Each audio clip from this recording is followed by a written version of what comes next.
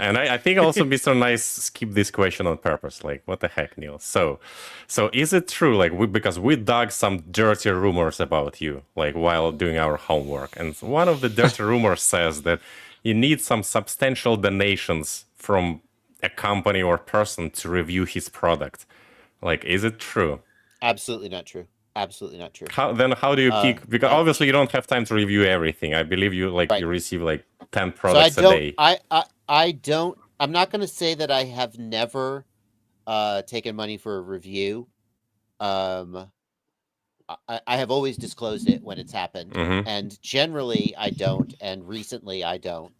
Um, if How do I pick what product? I Because I just pick stuff that I think is interesting, and or that I think that people will want to know about. So, like for example, these Flywoo, the little Flywoo 2-inch dragonfly, whatever they're called. I had the idea that it would. They make them with every video transmitter, analog, HD0, walk snail, and DJI, and I was like, that would be a really cool video. And I reached out to them and I said, hey, do you want to make a video where we compare all four of these? Um, if somebody, honestly, I am overwhelmed with offers for product to review to the point where, and I just mostly, I'm like, oh my God, not again, and delete them.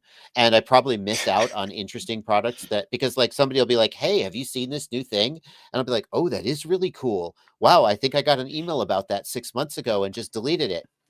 It is 100% untrue that you have to pay me to get you to me to review your product. Um, I don't, I won't take your product if you offer me money unless it's a really large amount of money, and then I'll always disclose it.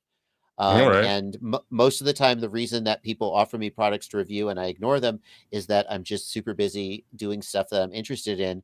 And it is very hard to punch through that noise and convince me that your product is the one that I should be interested in. Mm. Well, we got $19 from Mr. Brandy. She's Mr. Nice's wife, and she says this is for Neil to stop spinning his fidget spinner. Yeah, I saw it when it came in. I already put it down. She got it. Yeah, all right. Well, so I don't know, guys. Do you believe Bardwell and his answers? Like, I think Ooh, million unknown dollar, subject says million I'm dollar, really fidgety and nervous. million. I can tell you, I've never been offered money for a review.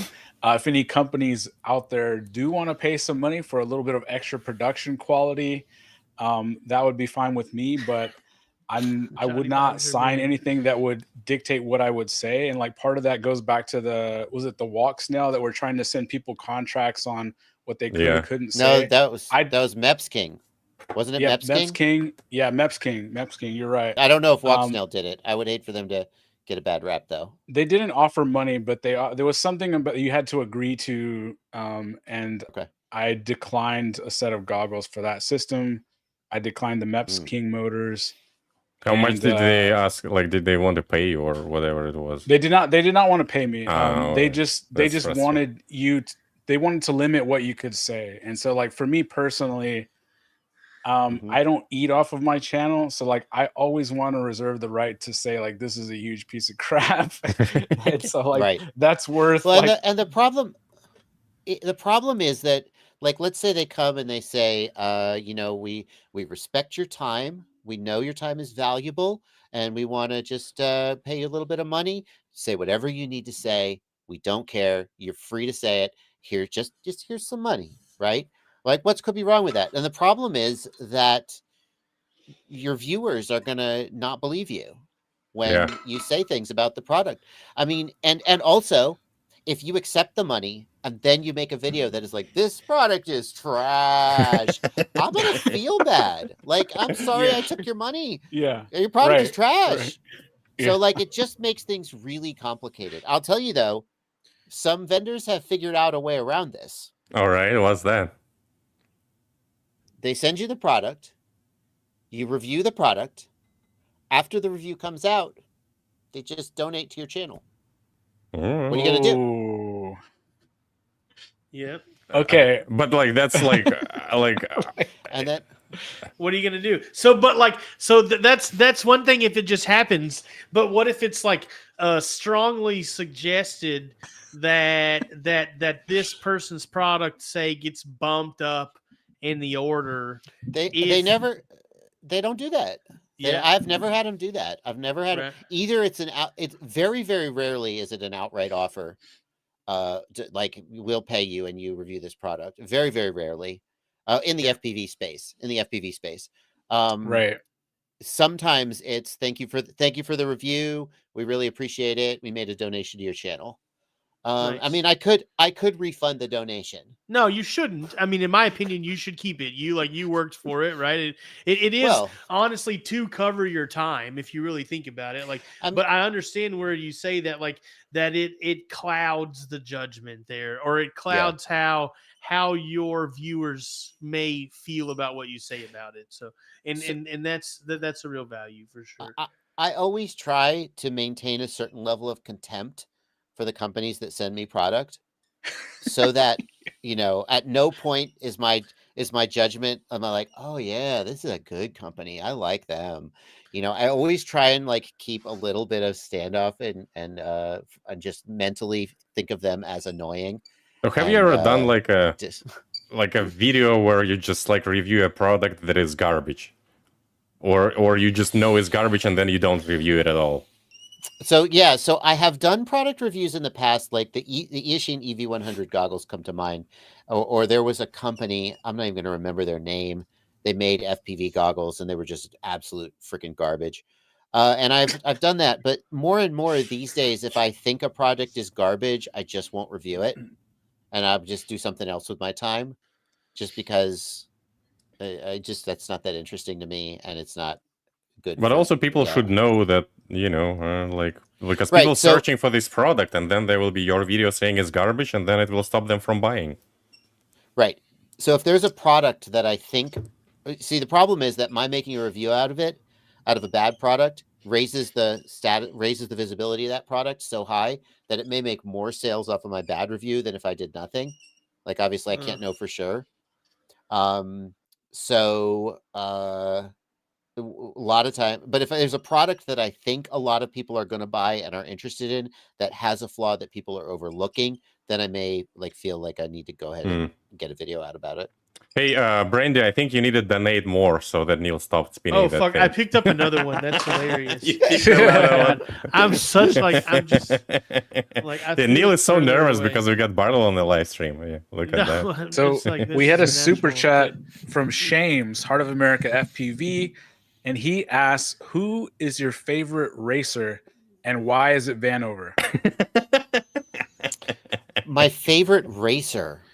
I mean, all the top racers are so damn good. Like, it's hard to pick a favorite. Like, there's people that I know personally and are my friends, and so obviously they stand out. Who is my favorite racer though? I don't know.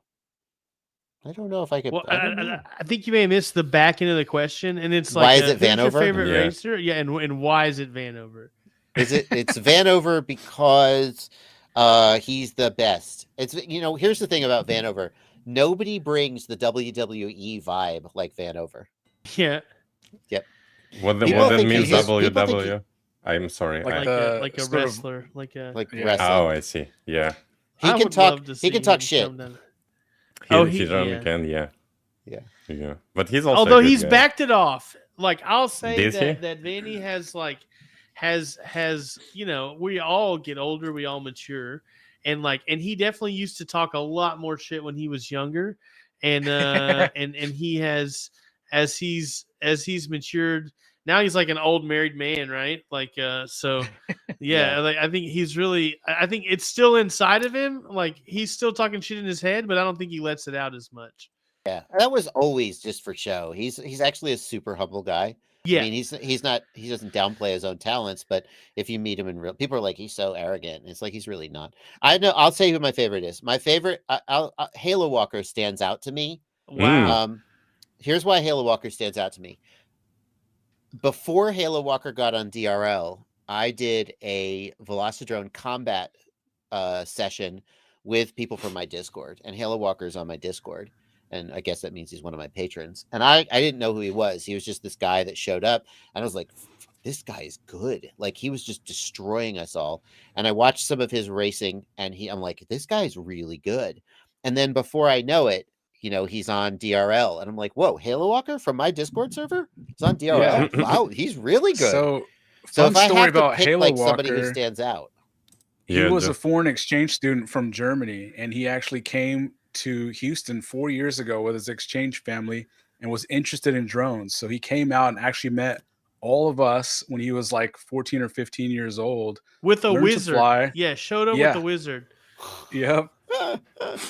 yeah. And 4 years Wow. later, he comes to our night spot to train with us before his first race on DRL.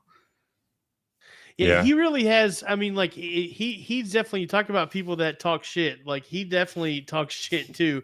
So he's in the same way that when Vanny was young and he rubbed a lot of people wrong. Like Halo Walker has done exactly the same thing as he's come onto the scene too.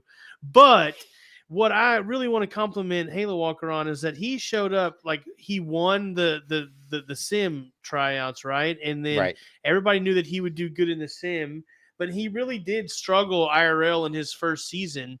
But between season 1 and season 2, he really put some serious work in and figured out that Racer 4 and came back on season 2 and like really was able to do well in several of the races. So I mean, like, it's one thing to talk shit, but it is always helpful if you're able to back it up. And I think in the beginning he was talking shit and wasn't backing it up, and that's kind of why he might have like rubbed a lot of people wrong. But he did come back and was able to back it up some. So like, props to him for that for sure. I'm also a big fan of Alex Campbell, Chief. Oh yeah, we all love he Chief. is from the Knoxville area. I'm not sure exactly which city he's in. And I met him years ago at a local race in Knoxville, and I was like, oh, this guy's all right. But I don't think he stood out to me as like a national class or a world class racer. And when I heard he got on DRL, I knew that he got on DRL as a result of like a lot of work and grinding to get there. And I had a lot of respect for him having achieved that. I see guys like Min Chan Kim, Vanover, Evan Turner, and I know that they practice, but I also know that they could roll out of bed bleary-eyed and still put in laps like that. And I don't know, I don't want to take anything away from the work they put in, but when I see a guy who like feels human to me, who then did that much work to get to that level, there's a level of kind of like admiration there. So he stands out to me too.